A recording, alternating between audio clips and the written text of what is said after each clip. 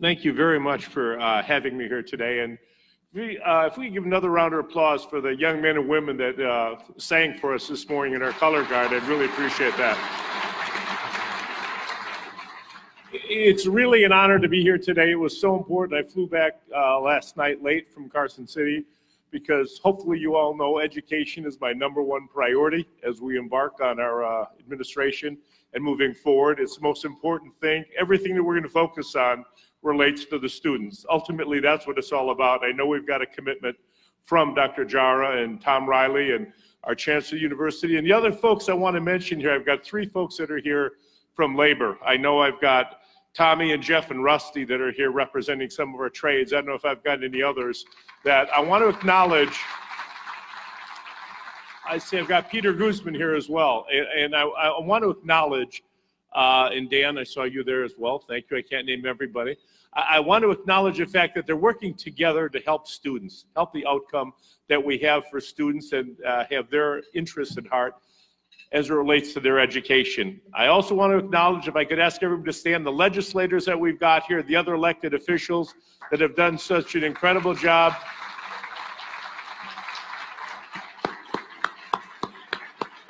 Go ahead, John. Mayor Lee, I want you to stand up too. Thank you. Because we're all going to work together. I can speak for all of the legislators and elected officials. Our students and our kids are our #1 priority. You've caught me at a good time, right between my inaugural speech and my State of the State speech, so I'm going to repeat some of the things I did at the inaugural. I won't get as emotional today because I don't have my kids and my mom here. And before my State of the State address, which is going to outline some of what our priorities are as we move forward. The future of education is here in the state of Nevada, and a lot of it is here in this room today. And I am really pleased by the collaboration that we're seeing already between the trades, the higher education system, and our school districts in order to implement these programs. Today's goal is to address the state of our schools today and where we need to have them be tomorrow. We cannot continually be reactive. We need to be more proactive when it comes to our students and their education. Over my time in Nevada, which has been over 40 years, I've met with educators, parents, and students every chance and at every level. These conversations have increased drastically over the past year, year and a half on the campaign trail. I want to let you know I recognize your concerns. I recognize the struggles that we're facing in our school district. I hear you, and I'm committed to working together with you to solve these problems. And where it starts is with our educators. Our educators deserve the respect and resources that they deserve, and they're not getting them now.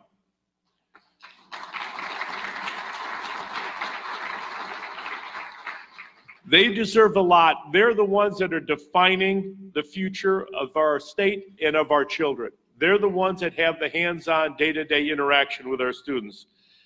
And what this means for me, and I think it means the same thing for Dr. Jara and Tom Riley, but particularly Dr. Jara, means getting the money back into the classrooms where it belongs. Means putting it in a place where it's going to have the most effective outcomes and getting our students a 21st century education into 21st century classrooms. All classrooms, not just the wealthy schools, all classrooms need to be treated equally. And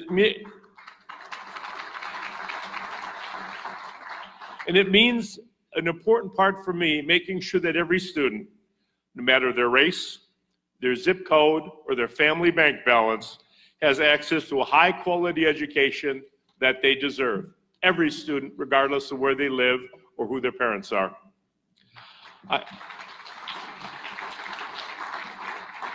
I know it's not going to be easy, or it would have been done already. I know it's not going to happen overnight. I understand that. But I know it's not impossible either. I know that with the individuals in this room and the brain power that's in this room and the incredible group of educators that we have around the state of Nevada, we can make it happen. But we need to start making progress, and we need to start making that progress today. Today is the start of the future of the education system for the state of Nevada. I'm ready to get to work. I know you're ready to get to work. You'll hear details of what our plans are in our State of the State address next week, and I hope that you'll be supportive of those plans. and follow us as our administration moves through the legislature. I'm really confident in the legislators that we have here in the legislature we've got moving forward. I know these individuals not as legislators solely, but also as men and women. And I know how committed they are to our young people in this country and in this state in particular. So with that, it is a distinct honor and privilege. I'll let you finish pouring your water there. Go ahead. I'm good, man.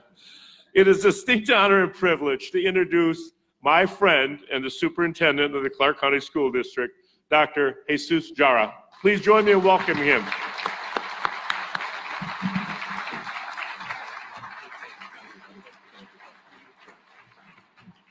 Well, thank you, Governor. Good morning. It's 8 o'clock in the morning. We say good morning. Our teachers, our principals, probably it's like late afternoon, late morning already there. Some of them are getting ready for lunch duty. I know. But, you know, some of the things that my team has already known, they never follow the students. But I like to also take this opportunity and thank Foothill High School, Centennial High School, our wonderful Jayla Scott from East Career Technical, and Thurman White Academy for the Performing Arts.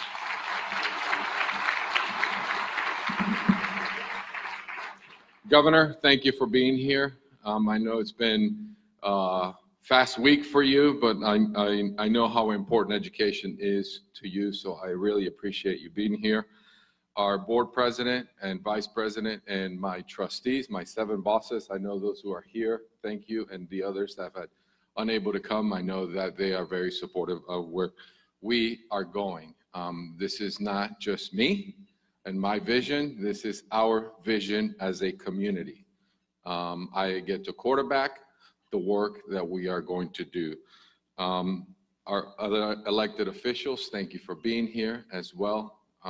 For being part of this great start of where we're going. Our Public Ed Foundation for your support. I know when I get some ideas about where we need to go and what we need to do, Judy Steele and her team with our Community Engagement Office move quickly because, you know, one of the things that I get to know and know about me, I move fast because our children do not have time to wait on the adults. So thank you for putting this together on behalf of our students, UNLV, the Board of Regents, and other sponsors who are here with us this morning. So I still try to really say that I am new in town, but I've been here 7 months. I'm going to talk to you a little bit about what I've heard, what we need to do, and where we're going to go. In the last 7 months, I've had great conversations with over 4,600 folks, whether it's large town hall meetings, community meetings, coffee meetings, to really get a clear understanding of what we need to do. What has come clear is that as a system, we are not, there we go, let me see if I can work this. Sometimes I have problems with technology. It's not working. Maybe I need to turn it on. There you go. We are not, as a school system, where we need to be. And the fact is that they are right. People aren't satisfied where our children are, and they're not satisfied where we are as a system. That is the reality. They support our schools, our families love their campuses and their schools, but as a system, we have work to do. And I'm going to talk to you a little bit about some of the things that we need to do. And I'll continue to say, and I said this last night to our board, collectively, it's not our fault, but I can guarantee you that we own it and we will fix it. Some people see our potential and the missing potential for our children for some reasons that are under our control and fixable. Some things that have come up in conversations, we've already taken action.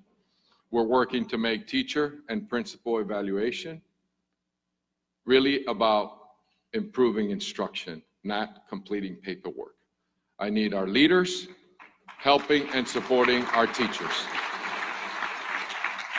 We've already earned approval from the Department of Education, and I'm excited to announce that just yesterday, this week, we received initial approval for other licensed employees. to ensure that our counselors and school psychologists have provided the honest feedback to improve their practice. We're working to improve recruitment and retention of great teachers and educators. But some of what you've told us, it's bigger than a single fix. I know that together we can do better to solve the problems that we have. Some of the things that, there we go, hold on one second. It's not working. The battery's, it is on. No, it's, Kirsten?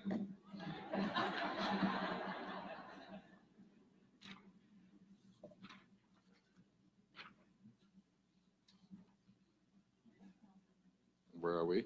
Okay.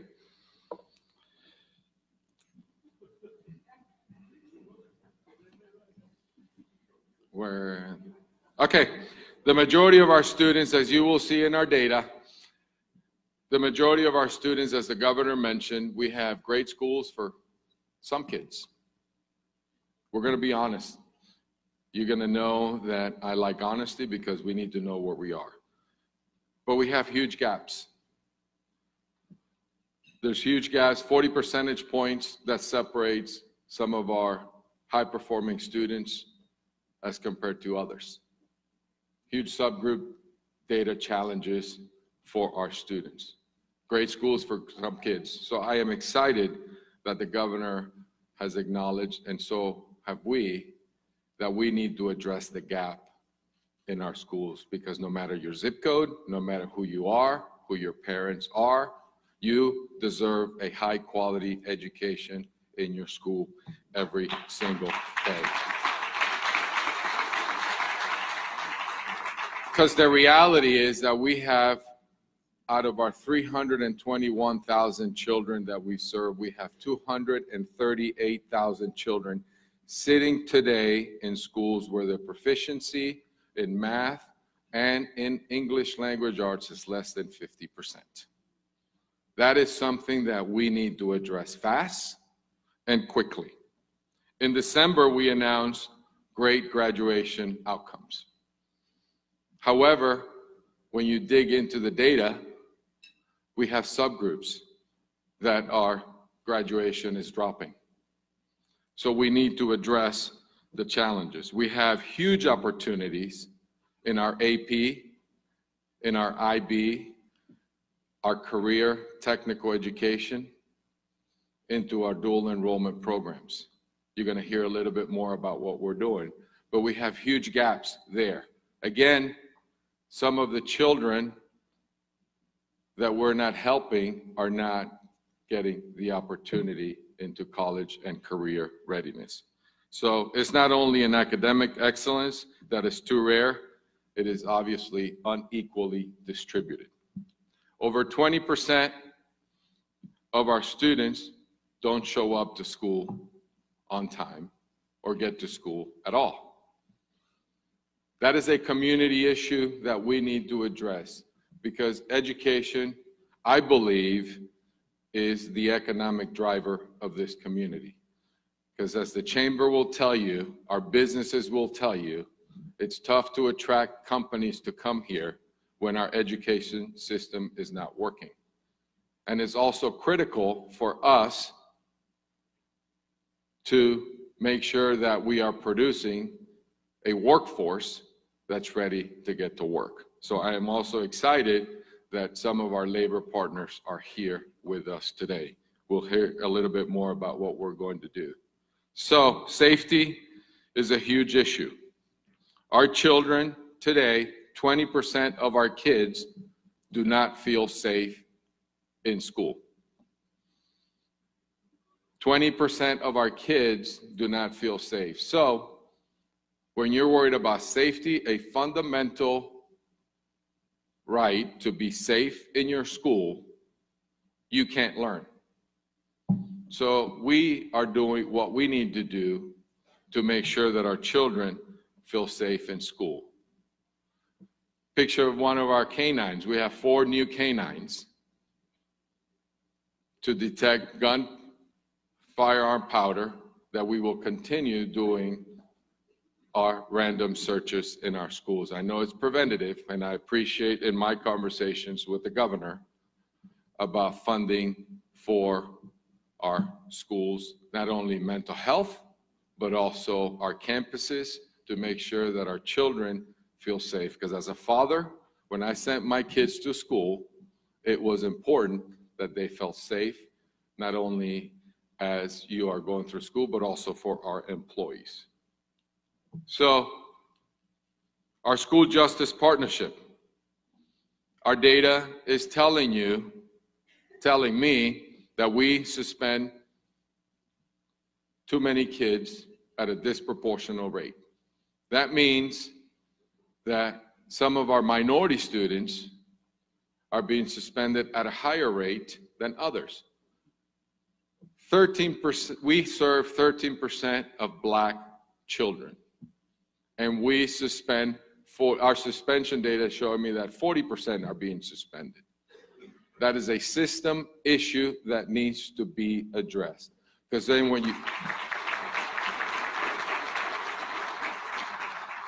you look at our data, those are the kids where we see the largest gap in academic achievement, where we see are not provided the opportunity in the workforce, where they are not provided opportunity into advanced placement, into dual enrollment classes, into IB programs. Of course, because they are not in school. So we need to address the issue of disproportionality as a system. We started our training of our staff today, this year, on MTSS. What multi-tier systems of support are we going to provide our educators to make sure that we address the challenges that our children are facing? And I say that because when you really look at it, our kids today are experiencing trauma at home, in the community. You'll never hear from me that is an excuse. We need to understand it, and we need to support them. So we are excited to share a little bit about some of the things that we are doing. Kirsten, we're going to have a conversation about this one here. So we have students in our schools that are missing opportunities. Today, we have students in our schools that we, as the adults, need to find and identify their potential. I'll tell you a little bit about one. Where is Jayla? Is she here? Jayla, thank you for being here. I know we got you out of school this morning, but let me tell you, the numbers that I'm sharing have a name and a face. Every single number has a name and a face, and I always ask to personalize that, because when we're making decisions around our kids, it's personal. But Jayla, who is here with us, has an opportunity, and I know that she made a decision. I'm not going to ask you, because I know that as of the winter break, you haven't decided. But Jayla has an opportunity on 9 different colleges and universities.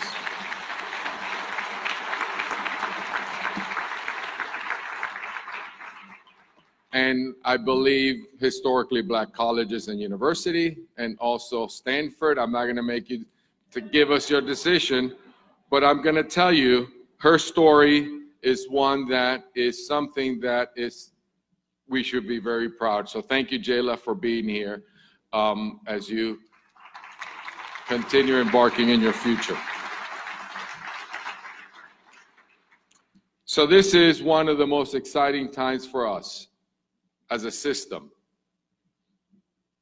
Last night, my board adopted or approved an MOU on a pre-K-20 partnership with our higher ed institution. Thank you, Chancellor Riley, for being here, and our Board of Regents.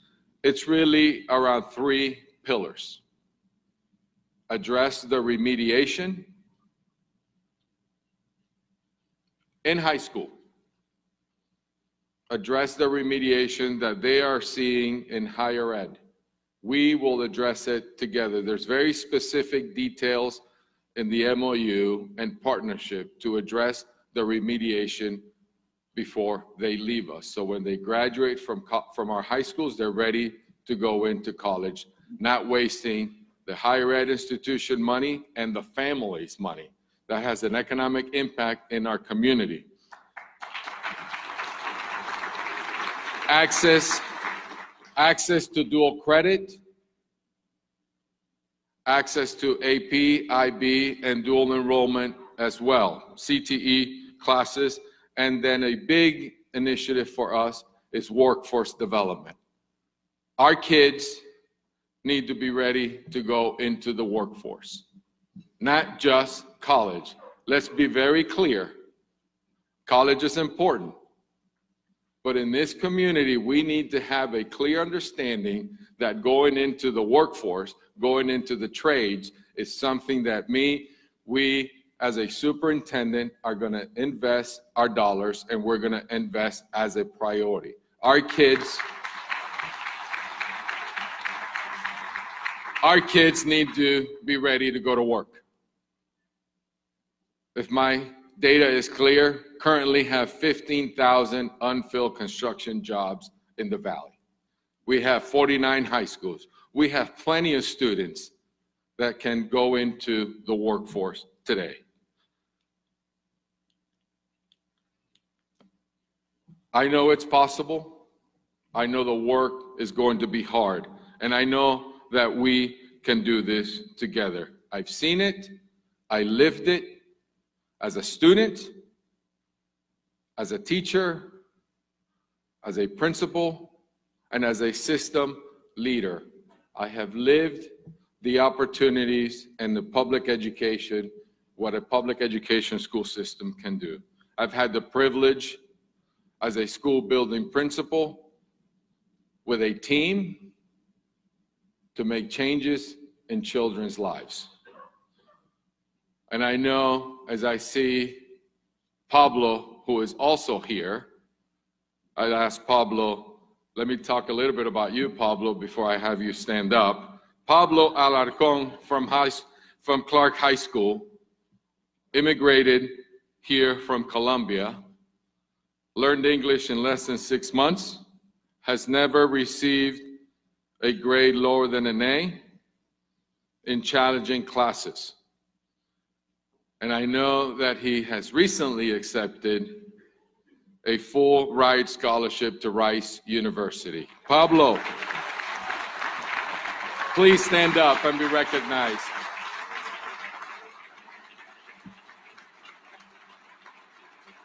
And you see, I had the opportunity, because I know his principal sent me an email and invited me, and I had the opportunity to meet Pablo.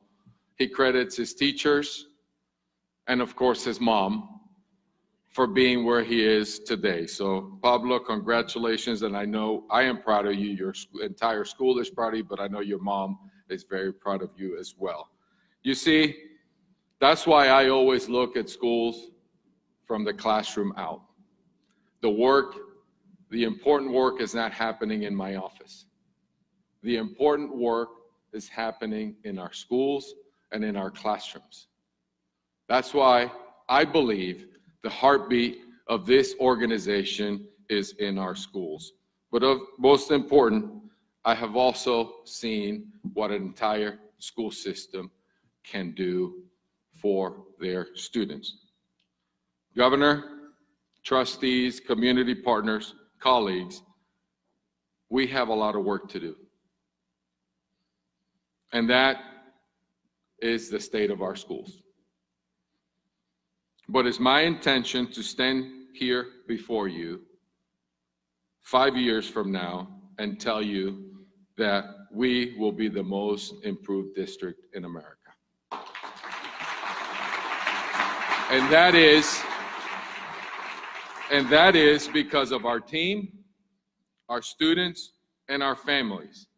Because when we all rise up, our children will perform at the highest levels. When the adults, all 42,000 employees, are committed around children, our children will be able to perform. For a long time, folks in our schools have felt the blame for all our challenges. And if the problem was in one or two schools, it would make sense. But this is a system issue. And that means the problem is on me and my team. It's not my fault, but I own it. Don't misunderstand me. Everyone here in Clark County Schools has work to do. We've lacked a coherent plan, support tools for teachers and educators that enable us to get from where we are to where we need to be. We've lacked the trust to work together and focus on what's most important.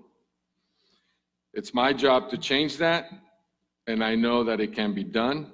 I've been there and I've seen it. Our challenges are no different from any other hard problem. You break it down and you address it one step at a time. That's what we're going to do. I'm not just optimistic about the ability to do that. With the people that I've come to know in this community, I am confident that we can do this work. The business community is critical for our success, because every young person who leaves our schools must have not just a diploma, but a plan for how they'll continue their education, and they should have the preparation to succeed without remediation in post-secondary education. No one stops at a high school diploma. For example, we have 9 companies who are here with us. They're up on the board. We have Audi, Finley, Snap-on, Ford, Tesla, and I'd like to announce, if you can please stand up if you're here. I'd also like to announce one of our newest partners with United Nissan. Don Foreman, if you're here, I know you are. Please stand, all of you stand up, because you are going to be part of the success of this school system.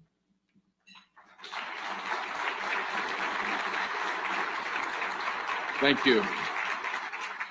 So,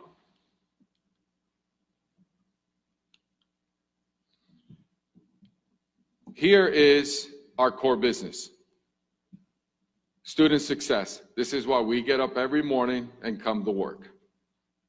When you look at this, it's around our children in our schools, 321,000 students. You see our teachers, our principals, and our staff wrap their arms around our kids. Sound fiscal management in this organization is critical for our success. And a coherent board and superintendent relationship. Understand roles and responsibilities. Our board sets policies and governance, and as their superintendent and their executive officer, I manage the operations of the organization. They hold me accountable to make sure that we meet our goals. And again, our parents and community. Very simple. Everybody wrapped around our children. Strong teaching.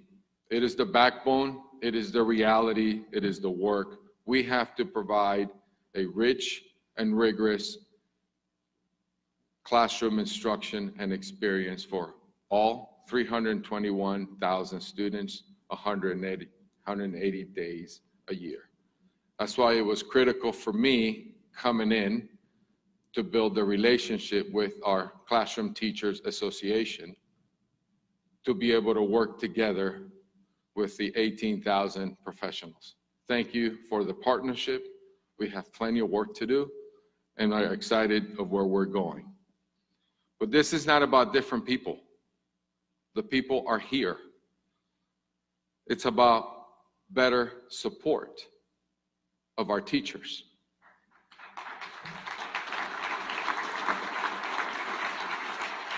Providing engaging, challenging materials for our teachers that are aligned to the standards.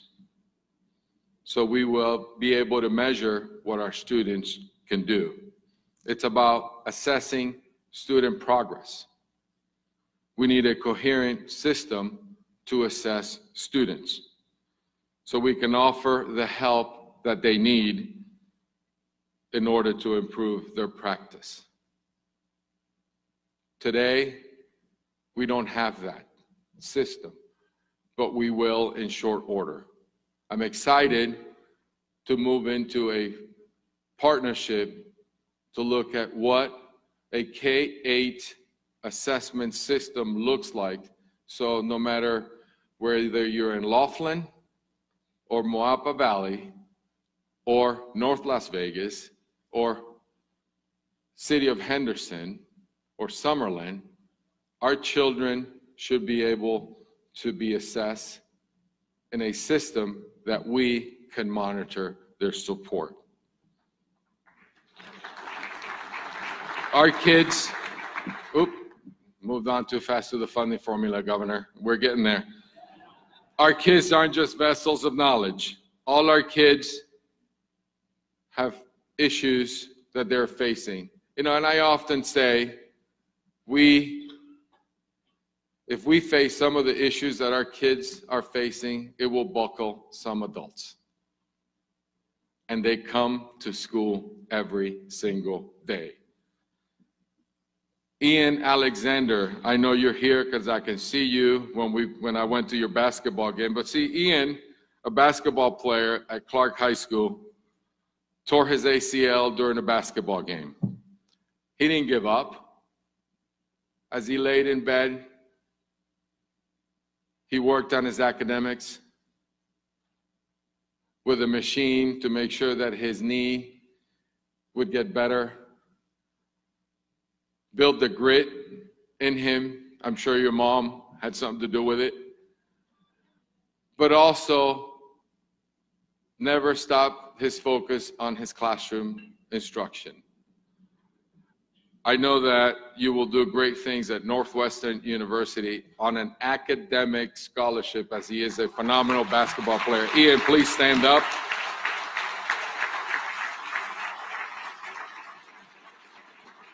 Ian is an example of what I'm looking for in every single student. We're excited that Dr. Angela Duckworth will be coming to Clark County to help us identify some of these gritty traits that Ian and others have.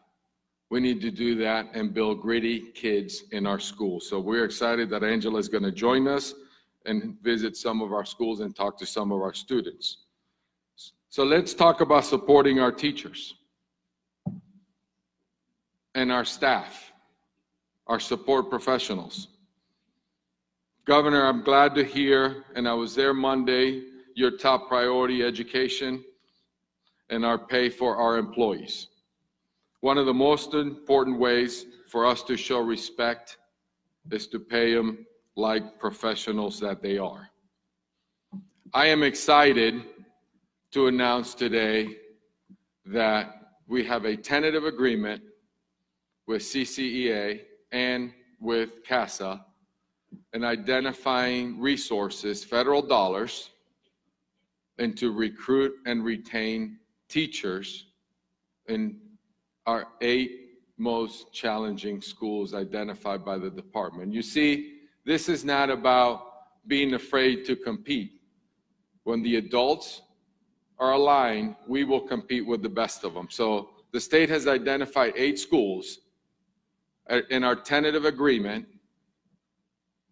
we're looking to offer a $10,000 recruitment and retention bonus for teachers and principals and administrators to go into some of the most challenging schools. So thank you for the partnership.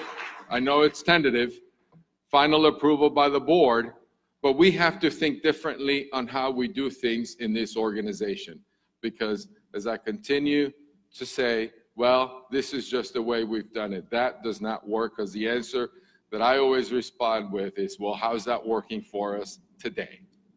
That needs to change. We need to find innovative ways to recruit and retain teachers. It's a 3-year pilot, but there's also a performance model to it.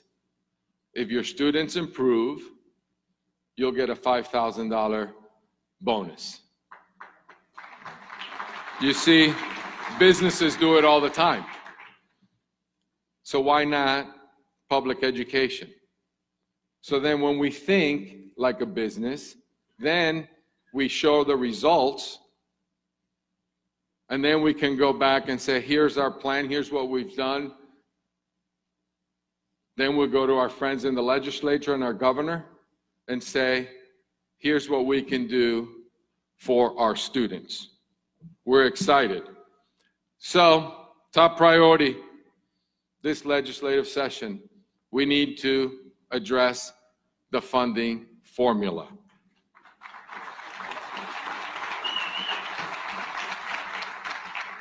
It's great, Governor, to have you here in your first week, but you've known, as you mentioned, this has been something that I know you have witnessed and experienced in a long time in your 40 years in this community. The formula is outdated and it needs to be fixed. I hope to work with you and the legislature to fix the formula. See, because all we've seen is small, minor technical changes. Technical change does not work. You can ask and read about Ron Heifetz's work on technical and adaptive change. Technical change does not work. It's the adaptive change, the hard work. And I'm committed to fixing this funding formula. But every time I talk to members of the public, they ask me, what happened to the marijuana money? And I say, that's important to discuss, to understand, but the formula needs to be fixed, because you put more money in, unless we close up the leaky holes, the money will continue to go out into other things. So let's plug the holes this session and address the funding for Clark County. Because we know that we're subsidizing some of the other districts. We understand that. But as I tell the members of the public, I know your job is the entire state, but my job is the 321,000 kids, the 42,000 employees. And that's why I'm here to advocate for what we need in Clark County. So, when you look at 1967, or go back to, we are funding our schools as if we were in 1967. Clark County looked a lot different. The kids are a lot different. Our education was a lot different. But we are expected to perform at a higher standard, like if we were in 1967. To me, that is insane. That needs to be addressed. Update the formula, update how we fund public schools in the state of Nevada for Clark County. Because how many of you who have grandkids or kids, when go somebody's house, what's the first question? What's a Wi-Fi passcode so I can get online? I still remember going out. I'm going to date myself a little bit. I'm going to I remember my parents used to say, make sure you have a quarter, because if your friends leave you, you have a way to get home, right? You call us. Our kids are living in a different world, and we're funding education decades behind. That needs to be addressed, and we need to really fund public schools in the state of Nevada.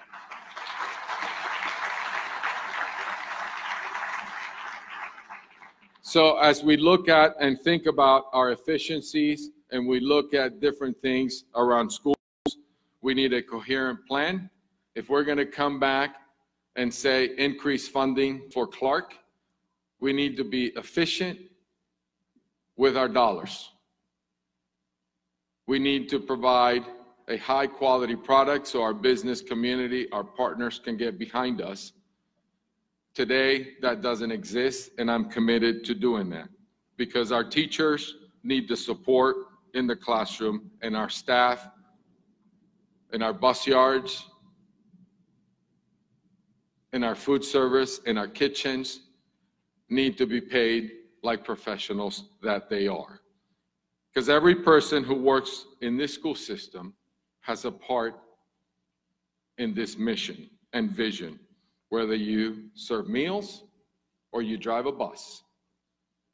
Your commitment to our 321,000 children is imperative.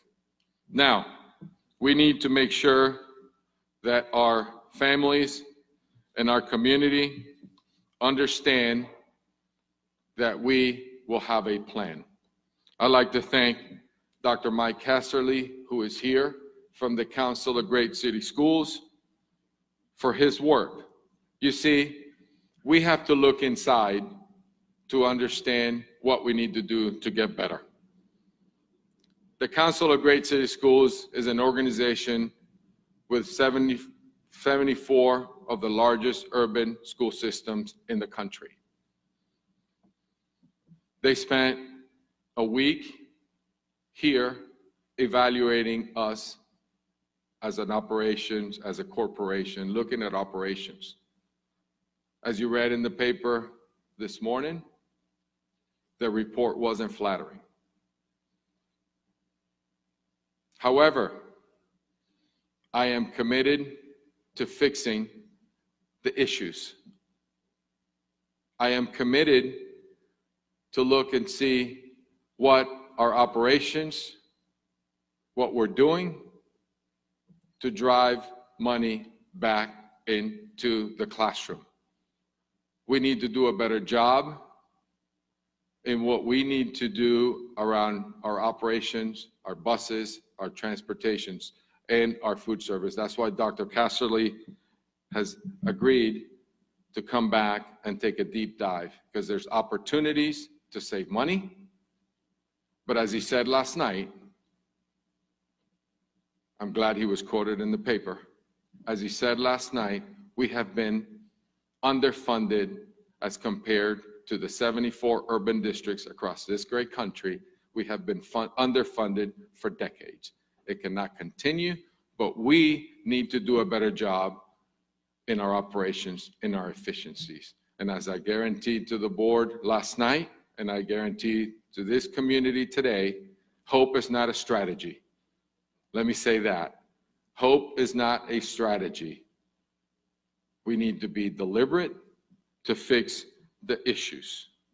We need to leverage our parents and this entire community for us to move forward, to play a deeper role in our schools. We need to be a community of schools where more parents and community leaders partner with us. So as I start moving forward in our strategic vision, Focus 2024 is something that I am extremely excited about, that my deputy superintendent and my team has been working on to move forward with very clear goals. It's not something that is light reading. I will be presenting it to the board January 18th as we move forward with very specific goals around student learning in our schools. In this community, with the partnership, our parents, our business leaders, we can do a lot of great things. I've been part of it, I've seen it before. The goals that I've set are rigorous. And I did that specifically because our children do not have time to waste. Our children have one time at school, and the adults need to get it right for our kids.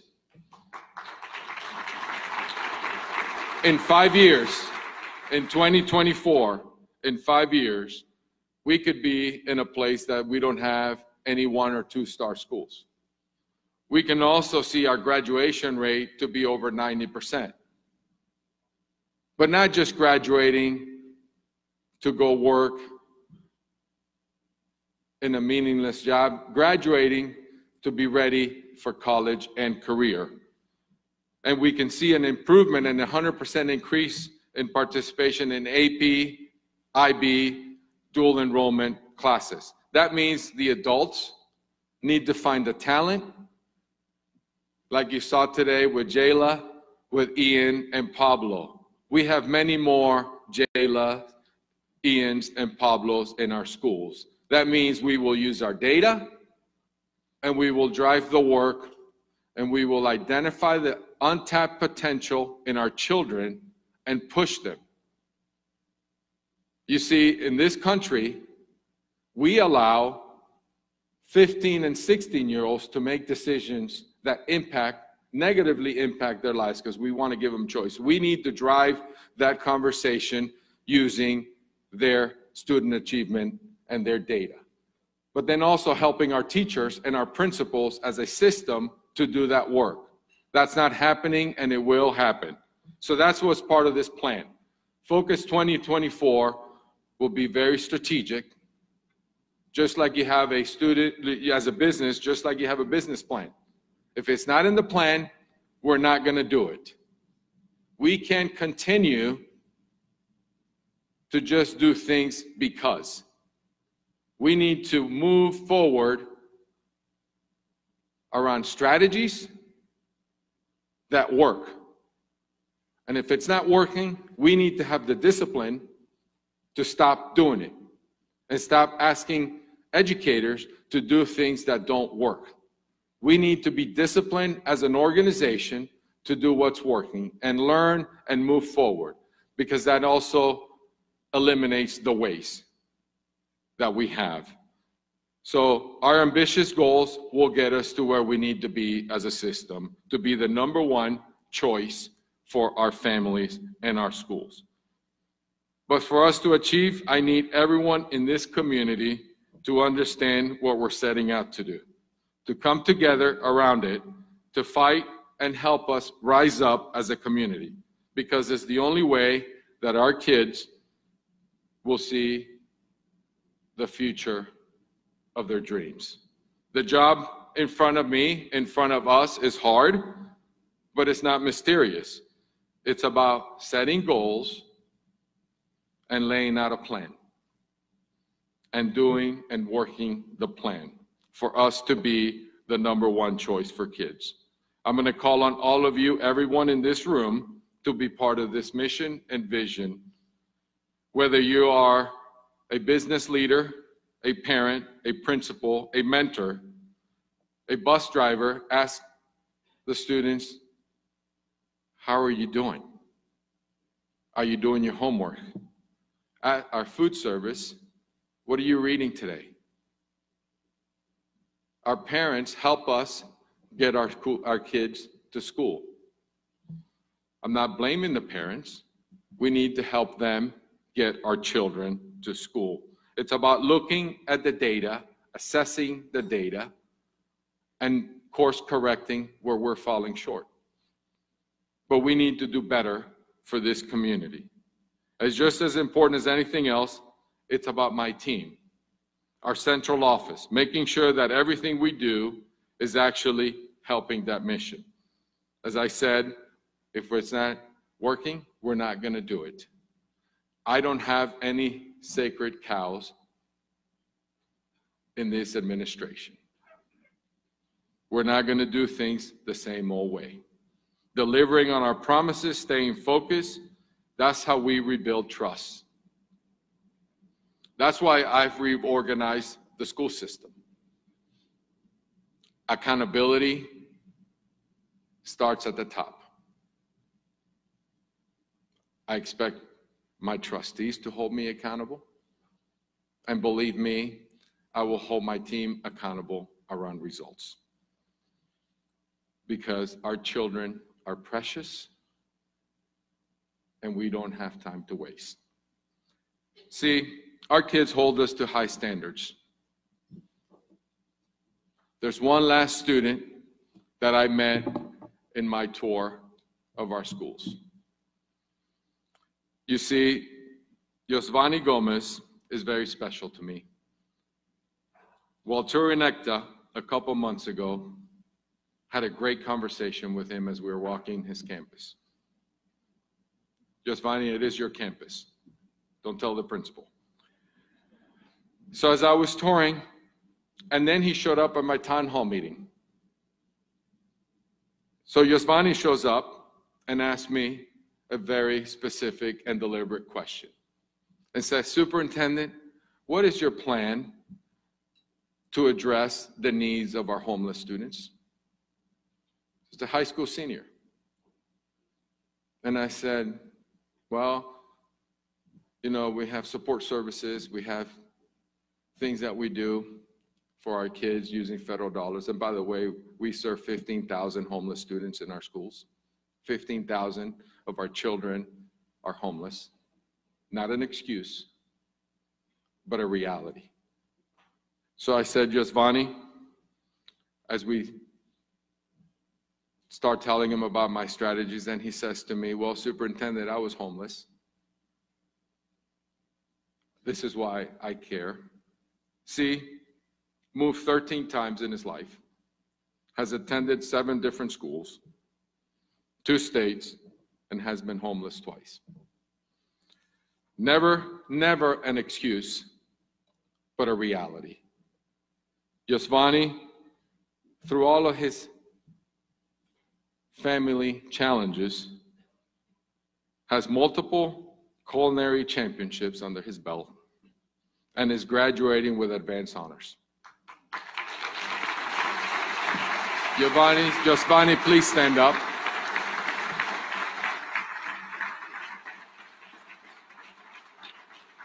He hopes to enter the culinary industry, but then also wants to give back and become a speaker and help other kids like him.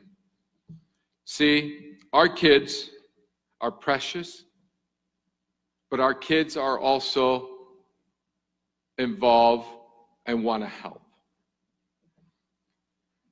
They hold us to high standards. So we, as adults, need to hold ourselves to the same standards that our kid holds himself to. So if we fix Clark, Governor, we fix your state. We fix our state. 74% of the children in the school system in the state are here in Clark County. I believe if we fix Clark, we fix the state. We're excited to where we're going, and this work is not something that I can do alone. This is the team. And if you notice in this picture, it's not just the central office.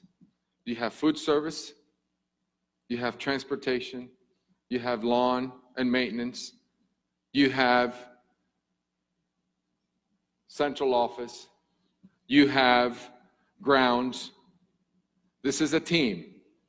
One team, one goal to make CCSD #1 for kids. Thank you very much.